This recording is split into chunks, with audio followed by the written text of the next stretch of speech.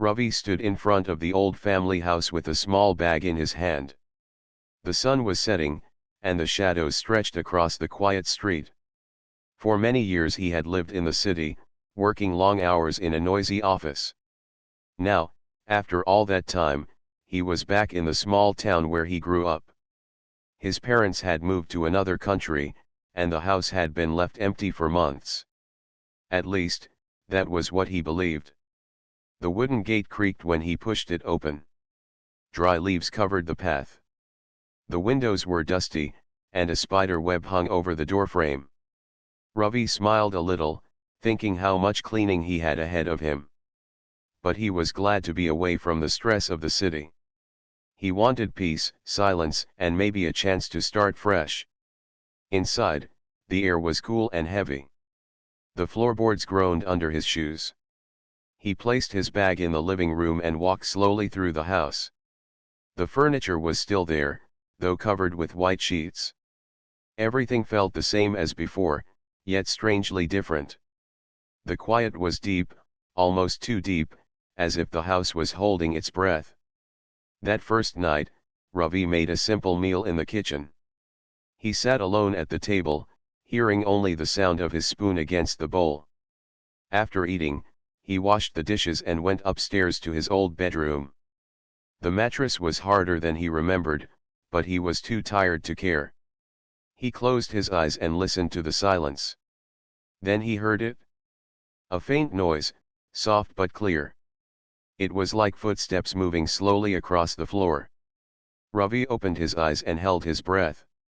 He told himself it was nothing, maybe a rat in the walls or the house settling after a long day of heat. But the sound returned, this time sharper, like someone shifting a chair. He sat up, heart beating faster. The house was supposed to be empty. He grabbed the small flashlight from his bag and stepped carefully into the hallway. The wooden floor creaked loudly under his weight, and he winced, wishing it were quieter. He checked the guest rooms. Empty. He checked the bathroom. Nothing. When he reached the stairs, the sound came again, this time from below, near the kitchen. Ravi tightened his grip on the flashlight. He moved down the steps, one at a time, his eyes scanning the shadows. The kitchen door stood half open. A chair was slightly out of place, though he was sure he had left it tucked under the table. He entered the kitchen, shining the light around. Plates were stacked neatly. The counter was clean. Nothing looked wrong, yet his stomach twisted with unease. He shook his head and forced a laugh. "I am imagining things," he whispered to himself. He pushed the chair back, closed the door, and went upstairs again. It took him a long time to fall asleep. The next morning, Ravi woke with a heavy head. He brewed tea and opened the windows to let fresh air in. The daylight made the house feel less strange. He cleaned the living room, swept the floor, and dusted the furniture.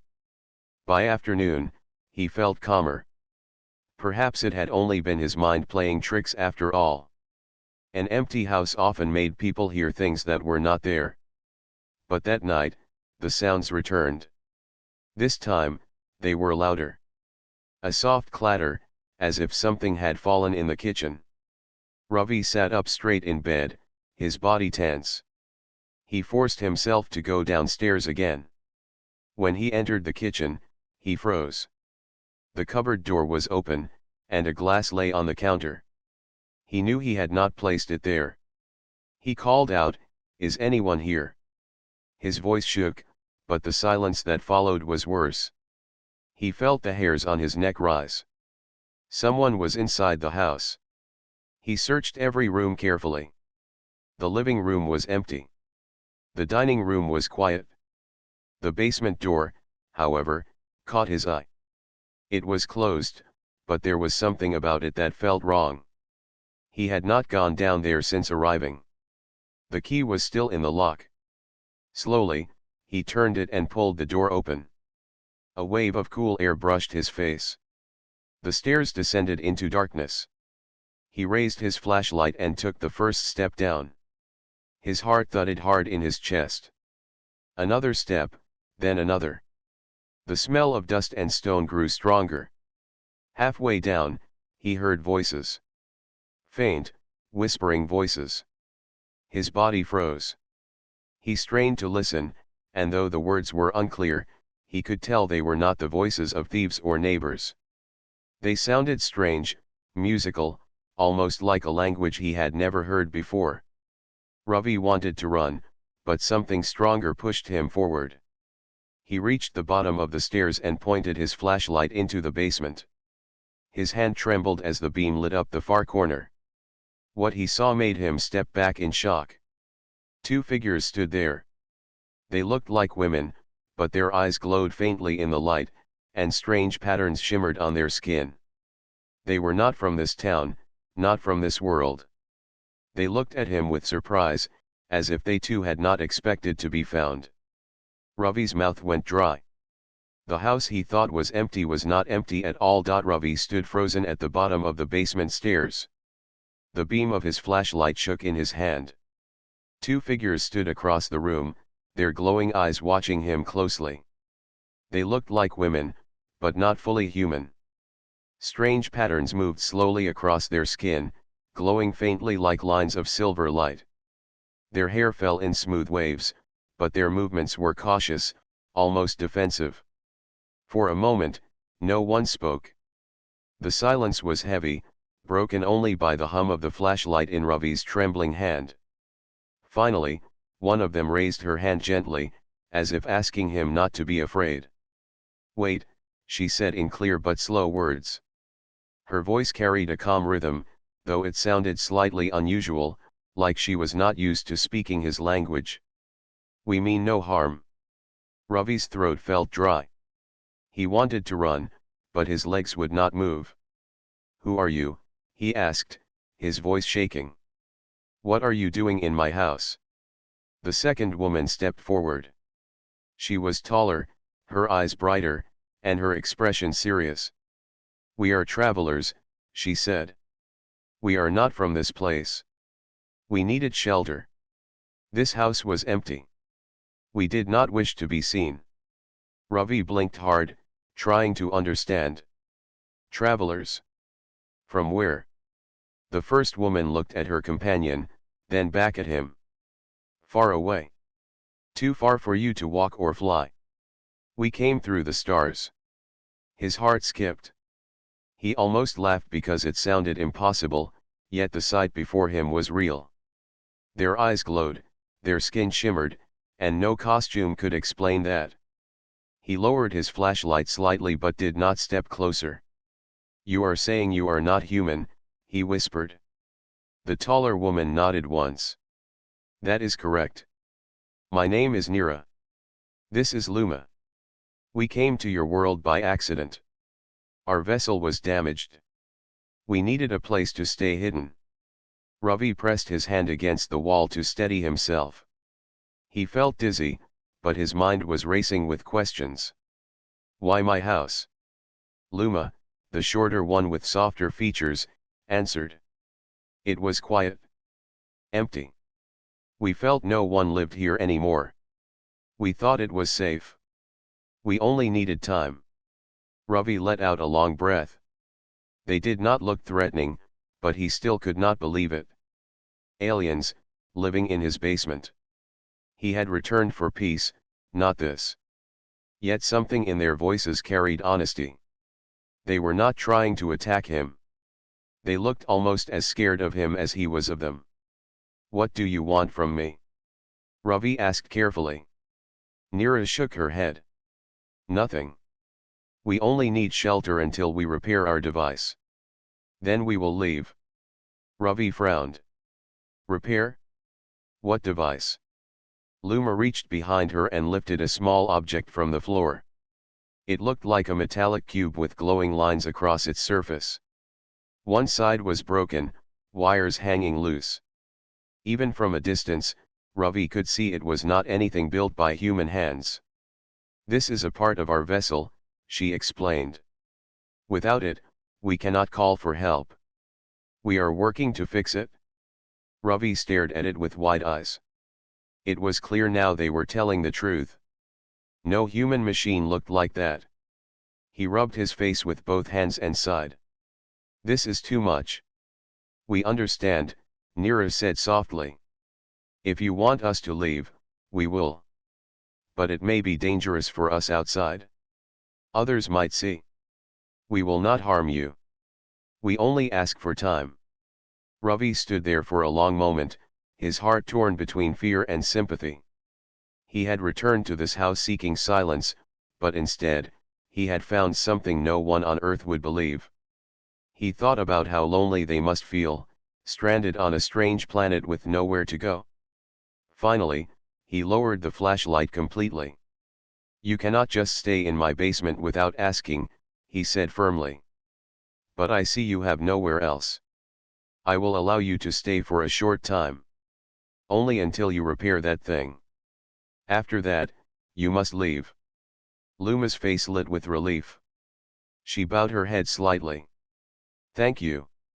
We will not forget this. Nira nodded, her glowing eyes softer now. You have shown more kindness than many would. Ravi shook his head, still unsure if he was doing the right thing. Do not thank me yet.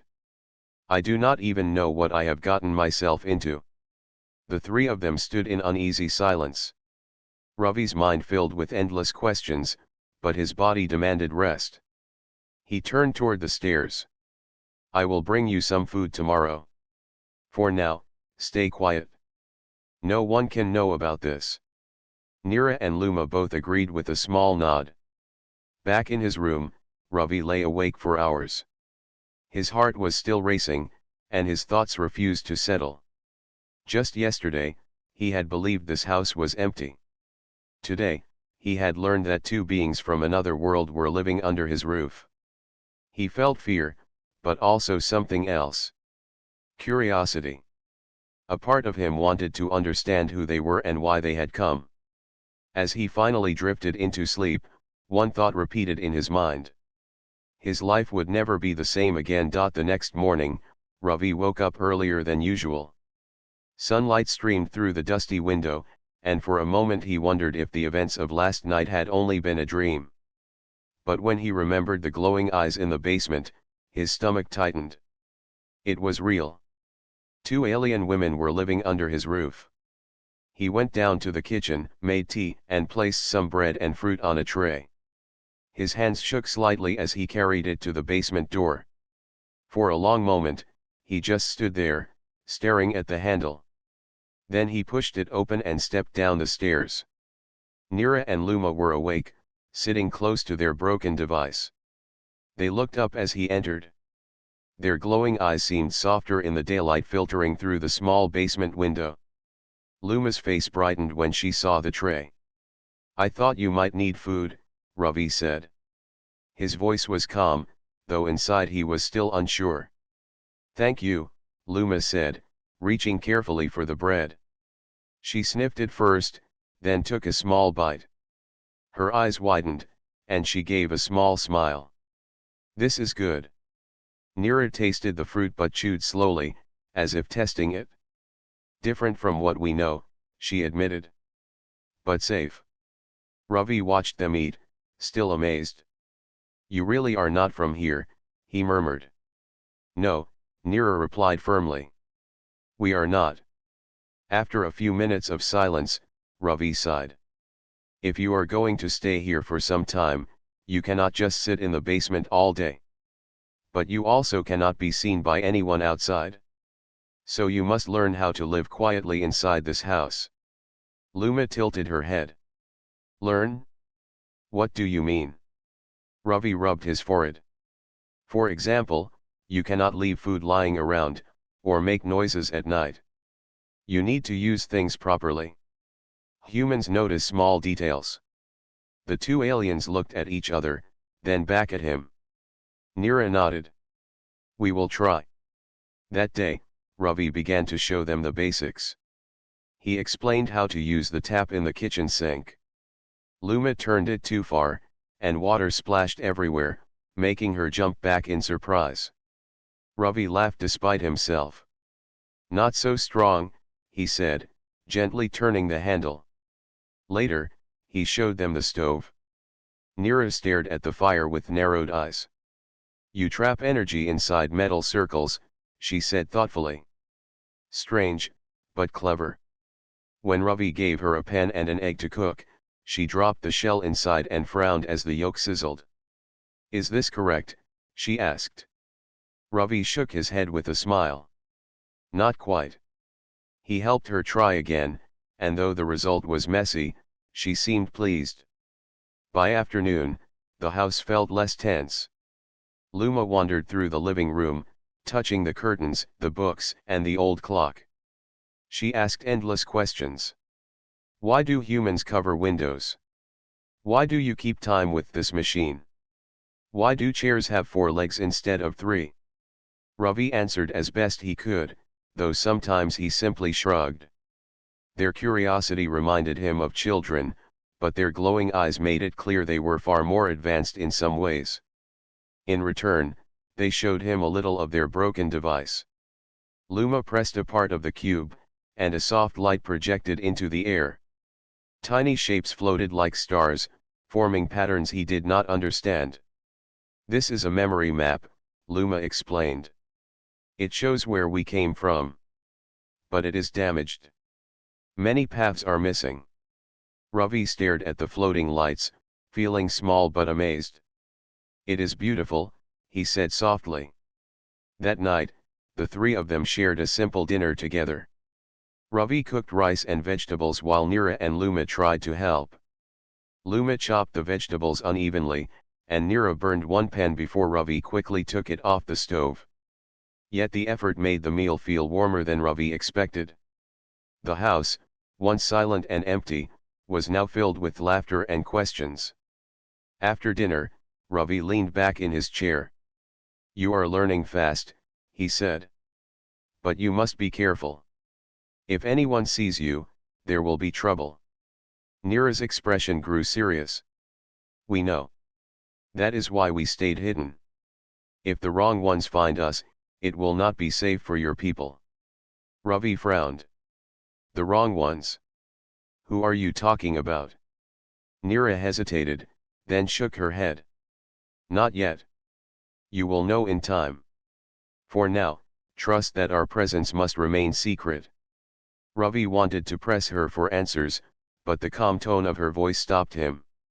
He realized that even though they were strangers, he was beginning to feel responsible for them. They depended on his house, his silence, and his help. Before going to bed, he looked once more at the 2 women sitting by the glowing device in the basement. They were unlike anything he had ever seen, yet they laughed at mistakes, asked questions about chairs and clocks, and tried to cook badly just like anyone else learning something new. For the first time since returning, Ravi did not feel alone. His house was no longer empty. It had become something unexpected, a place of secrets and strange companionship. And deep down, he knew this was only the beginning. Days passed, and the strange routine inside the house grew stronger. Ravi would bring food and guide Nira and Luma in learning small human habits, while they worked on their damaged device. At times it felt almost normal, like living with distant relatives who knew nothing about Earth. But in the back of his mind, Ravi could not stop thinking about what Nira had said. The wrong ones.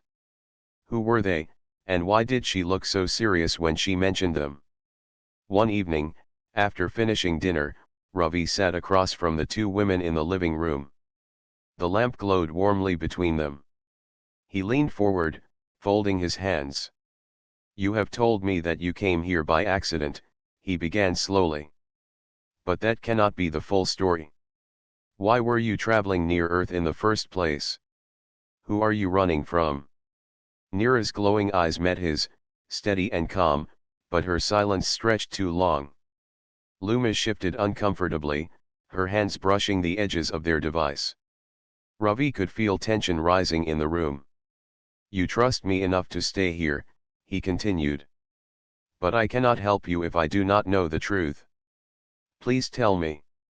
Luma was the first to speak. Her voice was soft, almost guilty. We were not only travelers. We were fleeing. Others were hunting us. Ravi's heart beat faster. Hunters. Why? Neera's expression hardened. Our world is not the only one among the stars. Many races travel between them, seeking resources, seeking power. Some are peaceful, some are not. The ones who chased us are not. They look at Earth and see a place to take, a world they believe is weak. Ravi stared at her in shock. You mean they know about Earth already? Neera nodded. Yes. They found us near the system. When our vessel was damaged, we escaped in a smaller craft. We came here only because we had no choice. If they track us fully, they may come here as well. And if they come, your people will not be ready. Silence filled the room. Ravi tried to take it in. His quiet return home, the dusty furniture, the old streets of his town, all of it suddenly felt fragile compared to what she had just said. Aliens planning to take Earth. It sounded like something from a story, not real life. He rubbed his face with his hands. So by hiding here, you may have put this whole place in danger. Luma lowered her head. We know. We did not wish for this. If we had another choice, we would never bring risk to your world. Ravi looked at them for a long time. Their glowing eyes were filled not with malice, but with worry. They were stranded, and he could see they carried guilt for even being here. That softened him. What can you do if they arrive? He asked. Neera placed a hand on the broken device. If this is repaired, we can call for our own people. They would come and remove us before the hunters can locate us. But the damage is deep. We need time, and time may be short. Ravi leaned back, his mind racing. He thought of his town outside, people walking peacefully, unaware of anything happening in the skies. If what Neera said was true, none of them would be ready for what could come. Then we must keep you hidden, he said firmly. If anyone else sees you, word will spread. If the hunters are searching, it will make it easier for them to find you. Neera gave a small nod. That is what we hoped you would understand. For the next few days, Ravi grew more protective. He warned them to stay away from the windows, to move only at night when he was sure the neighbors were asleep, and to keep all sounds low. Neera and Luma listened carefully, following his instructions. But strange things began to happen. Twice, Ravi noticed his phone picking up static when he walked near the basement. Once, the lights flickered as Luma tested part of the device. And one night, while standing outside in the yard, he thought he saw a flash in the sky, like something moving fast among the stars. The fear inside him grew, but so did his resolve. These two women had no one else. He was the only one who knew, the only one they could trust. And if Earth truly faced danger, he could not simply turn away. One evening, when the three of them sat quietly, Ravi finally said what he had been thinking. If those hunters come here, you will not face them alone. This is my world. My home. And I will protect it. Luma looked at him with surprise. You would risk yourself for us. Ravi gave a small smile. Not only for you. For everyone here. Humans may not have glowing eyes or starships, but we do not give up our home easily. Neera studied him, her face unreadable. Then she nodded slowly. Perhaps that is why we felt safe in this house. You are not like the ones who chase us. You are stronger in ways they cannot understand. Ravi felt a strange mix of fear and pride. His life had changed in a way he never expected, but he knew one thing for certain. The silence he had once wanted was gone. In its place was a secret far larger than himself, and a danger that could arrive at any moment. The days that followed were filled with unease. Ravi tried to act normal when he went outside, greeting neighbors and buying food at the market, but his mind was never at rest. Each time he looked up at the night sky, he wondered if eyes far away were searching for this very house. Inside, Nira and Luma worked tirelessly on their damaged device. Sometimes, faint sparks lit the basement, and the smell of hot metal filled the air. Ravi could tell progress was slow, and each day they looked more worried. One night, while Ravi was closing the windows upstairs, he saw something unusual. A streak of light cut across the sky, too steady to be a shooting star. It slowed, then vanished into the forest beyond the town. His chest tightened. He knew it was not natural. He rushed downstairs. "I saw something," he told them quickly. "In the forest. It was not a star. Something landed." Nira's face grew hard. "Then they are here." Luma pressed her hands together. "The hunters." Ravi felt the weight of their words. The peaceful town, the empty streets, the quiet fields, none of it was ready for what might come. "What do we do?" he asked. Nira looked at him with steady eyes. "We must remain hidden as long as possible. They will search with machines. If they cannot find us, they may leave. But if they do find us, they will not stop until we are taken." That night was restless.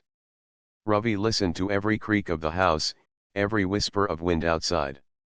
Once, he thought he heard a faint hum in the distance, like an engine too strange to belong to any human machine.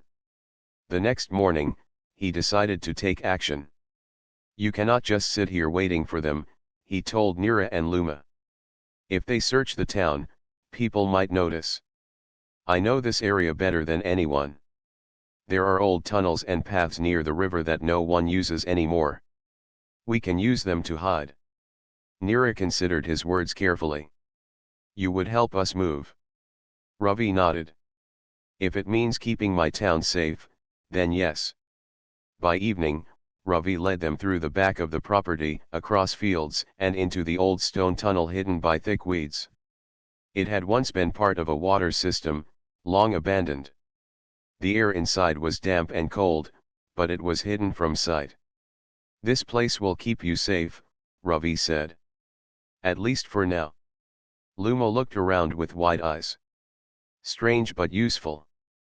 Humans leave such places behind, yet they can still protect." They set up a small camp inside, keeping their device close. Ravi returned home to fetch supplies, moving carefully so no one saw him carrying food and blankets into the woods. His heart pounded each time he crossed the open ground. But the hunters were already searching. That night, strange lights appeared above the trees, moving slowly, scanning the ground. The beams of pale light cut across the forest, almost touching the old tunnel entrance. Ravi held his breath in the shadows, praying they would not look closer. The lights passed, but Nira's face showed no relief. "They will keep searching. They will not stop." The following days grew tense. Ravi began to notice odd signs. A neighbor's dog barked endlessly at night, facing the forest. Farmers whispered about strange noises and flashes near the hills. Most dismissed it as tricks of the weather, but Ravi knew better. One afternoon, while Ravi carried supplies to the tunnel, he saw movement among the trees. Figures, tall and covered in dark armor, moved silently, scanning with strange devices. Their helmets glowed faintly, and their steps were heavy. He ducked behind a fallen log, his heart racing. These were no humans. The hunters had arrived. He hurried back to the tunnel. "They are here," he whispered sharply. "I saw them in the forest." Nira placed her hand on the broken cube. "Then the time is short. We must finish the repair soon, or we cannot escape." Luma looked frightened, but Ravi stepped forward firmly. "If they come closer, I will help keep you hidden. I know this land." "They do not." Nira studied him, then gave a small nod. "Your courage is stronger than their weapons. Perhaps that will make the difference." That night, Ravi set traps near the old path, simple human tricks using ropes, branches, and stones. They were not much against advanced beings, but they might slow them down. He felt a strange strength in his chest. He was only one man, yet he refused to let his home become a place of capture. When the lights returned in the sky, brighter and lower this time, Ravi clenched his fists. The hunters were closing in. The chase had truly begun. The forest was no longer quiet. Strange lights moved between the trees, and heavy footsteps pressed into the soil. Ravi crouched low in the shadows near the old tunnel, his eyes fixed on the shapes moving closer. The hunters were here. Their tall armored figures glowed faintly at the edges, their movements precise and cold. Nira and Luma stayed deep inside the tunnel, guarding the damaged device. Ravi had told them to remain hidden while he watched the outside. His heart pounded hard, but his hands were steady. He had no advanced weapons, only his knowledge of the land and the traps he had prepared. The first hunter stepped onto the path where Ravi had set a rope trap. With a sudden snap, the rope pulled tight, sending a log swinging down from above. The impact knocked the hunter off balance, and the armored figure crashed against a tree. Sparks flashed as its scanning tool fell into the dirt. Ravi did not wait. He moved quickly, throwing stones toward another trap. The stones struck a loose branch, releasing a pile of rocks that tumbled down the slope. Two hunters stumbled as the rocks struck their legs. Their glowing helmets turned in confusion, scanning wildly. From the tunnel, Luma's worried voice echoed softly. "Ravi, they are strong. Your traps cannot hold them for long." "I do not need long," Ravi whispered back. "I only need to slow them." The hunters regrouped quickly. One raised a device that sent out a pulse of light, scanning the ground. Ravi ducked behind a tree, his breath sharp in his chest. The pulse passed over the earth, but the thick stone walls of the tunnel kept Nira and Luma hidden. Nira stepped forward into the entrance, holding a small glowing shard from their broken device. "If they come too close, I can use this. It will release a burst of energy. But it will not last." Ravi shook his head. "Not yet. Let me try first. They do not know me. They do not know humans." He grabbed a long branch, lit the end with fire from a lantern, and ran across the clearing, waving it high. The hunters turned sharply, surprised by the sudden blaze. Ravi shouted loudly, his voice echoing through the forest. To them, it must have looked strange, a lone human charging at them with fire, fearless. The hunters hesitated for just a moment. That moment was enough. Ravi hurled the burning branch onto a patch of dry leaves. Flames spread quickly, and smoke rose into the night sky. The hunters stepped back, their scanners flickering in the thick smoke. Inside the tunnel, Luma gasped. "He is using fire to blind them." Nira's eyes narrowed with respect. "He understands battle in his own way." But the hunters soon adjusted. One of them raised a weapon that shot a line of energy, cutting through the smoke. The fire dimmed as the beam cleared the path. Ravi's heart sank, but he refused to stop. He picked up another rock and threw it hard at the hunter's helmet. The stone struck with a sharp crack, and though it did not break the armor, the figure staggered. The hunters began to move toward him. Ravi turned and ran, leading them away from the tunnel. His legs ached, and his chest burned, but he forced himself to keep going. He leapt over fallen logs and splashed through a shallow stream, guiding them into the traps he had set earlier. A net of vines snapped tight around one hunter, pulling him to the ground. Another slipped into a pit Ravi had covered with leaves. But there were too many. Two hunters broke free and continued after him. Ravi stumbled back toward the tunnel, breathing hard. Nira was waiting near the entrance, the glowing shard in her hand. "Move aside," she ordered. Ravi ducked behind the stone wall as Nira raised the shard. A bright wave of energy burst forward, striking the hunters with a force that shook the ground. Their armored bodies flew backward, crashing against the trees. Sparks flickered across their suits, and for a moment, silence returned. Luma rushed to Ravi's side. "Are you hurt?" He shook his head, though his arms trembled with exhaustion. I am fine. But they will return. They will not give up. Nira's shard dimmed in her hand, the glow fading. This was only a delay. We must finish the repair quickly. Their signal will bring more. Ravi looked at the damaged device in the corner of the tunnel. Its glowing lines pulsed weakly. Then tell me what I can do. I cannot build machines like you, but I can help. Nira studied him, her glowing eyes steady. You fight without fear. You use your world as a weapon. Perhaps your strength is what we needed all along. For the first time, Ravi allowed himself a small smile. This is my home. I will not let anyone take it. Not from me, not from you, not from anyone. The forest outside was quiet again, but the silence felt heavy. They all knew it was only the beginning. The hunters would come back stronger. And when they did, Ravi would be ready to stand with Nira and Luma, no matter the cost. The night grew colder as Ravi, Nira, and Luma sat deep inside the tunnel. The damaged device lay on a flat stone, its glowing lines weak but alive. Ravi's body was tired, his clothes dusty from the fight, but his spirit refused to break. The hunters had been pushed back for now, but everyone knew they would return. Nira bent over the device, her hands moving quickly. Sparks of pale light appeared as she worked on the broken parts. Luma handed her small pieces of crystal and wire, her movements soft but steady. Ravi sat nearby, holding a lantern to give them light. His thoughts wandered back to the quiet life he once had, feeding animals, fixing fences, drinking tea at dawn. Now that life felt far away.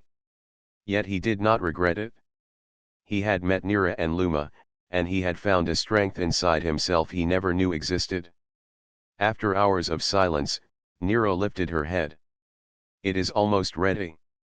One final connection remains. Luma looked at Ravi. If this works, the hunters will not track us again. The signal will change, and they will think we are gone. Ravi nodded. Then do it. We cannot let them find you. Nira placed her hands on the glowing surface. The device hummed, sending a soft light across the tunnel walls. Slowly, the lines of energy joined together until the whole device pulsed like a heart. The air grew warmer, and a faint vibration ran through the ground. Then, with a sharp sound, the device released a wave of light. It spread outward, passing through the earth and trees, vanishing into the sky. For a moment, the forest above glowed as if touched by dawn. When the light faded, Nira leaned back, breathing heavily. It is done. They will not find us now. Luma smiled, relief in her glowing eyes. We are safe. Ravi felt the weight on his chest ease. He looked toward the tunnel's entrance. Outside, the forest was calm again. The hunters were gone, or at least confused. For the first time in many nights, there was peace. But a thought pressed into his mind. What will you do now? Will you leave? Nira and Luma exchanged a glance. Nira spoke first. Our world is far away. We cannot return yet. The path through the stars is closed for now. We must stay here until it opens again. Luma stepped closer, her voice gentle. We will not be a burden. We can hide. We can live quietly. Ravi shook his head. You are not a burden. This is my home, but it can be yours too. If you need safety, then you will find it here. The words surprised even him. Yet he meant every one of them. His small house, once lonely and silent, was no longer empty. It carried new life, new voices, and new strength. Nira studied him for a long moment. Finally, she nodded. Then we will stay. For now, this will be our home too. They left the tunnel together. The sky was filled with stars, bright and clear. The air carried the smell of wet leaves and earth. Ravi breathed deeply, feeling the world alive around him. As they walked back toward the house, Luma tilted her head. Your people, would they accept us if they saw us? Ravi thought carefully before answering. Some would fear you. Some would want to study you, maybe even control you. But some would help you, just as I have. Humans are not perfect, but we know how to care for those who need us. Nero looked up at the stars. Perhaps that is your strength. Not machines, not weapons, but the heart you carry. Ravi smiled at her words. Maybe. We are not the strongest, not the fastest, not the smartest. But when someone needs help, we do not turn away. That is what makes us human. When they reached the house, Ravi opened the door and let them in. The wooden floor creaked under their steps, the same as always, but the place no longer felt empty. Neera and Luma sat near the fire while Ravi prepared tea. The flames cast a warm glow across their faces, soft and calm. For the first time since this began, Ravi felt a true sense of peace. Not because the danger was gone, but because he was no longer alone. Neera held the cup of tea carefully, studying it as if it were a treasure. Strange drink, she whispered. Luma took a sip and smiled. Warm. Gentle. Like this home. Ravi laughed softly. It is simple. But sometimes, simple things are the best.